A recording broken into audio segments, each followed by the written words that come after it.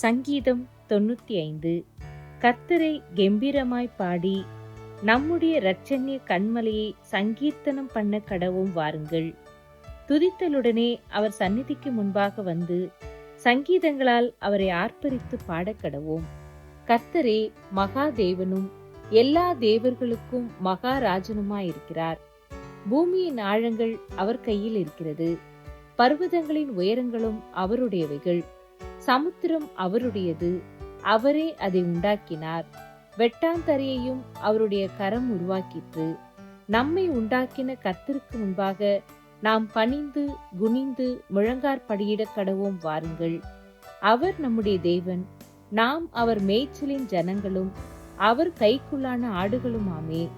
இன்று அவருடைய சத்தத்தை கேட்பீர்களாகில், வனாந்தரத்தில் கோபம் மூட்டின போதும் சோதனை நாளிலும் நடந்தது போல உங்கள் இருதயத்தை கடினப்படுத்தாதேயுங்கள். அங்கே உங்கள் பிதாக்கள் என்னை சோதித்து என்னை பரீட்சை பார்த்து என் கிரியையையும் கண்டார்கள். 40 வருஷமாய் நான் அந்த சந்ததியை அரோசித்து அவர்கள் வழுவி போகிற இருதயமுள்ள ஜனமென்றும் என்னுடைய வழிகளை அறியாதவர்கள் என்றும் சொல்லி என்னுடைய இளைப்பாறுதலில் அவர்கள் பிரவேசிப்பதில்லை என்று என்னுடைய கோபத்திலே ஆணையிட்டேன்.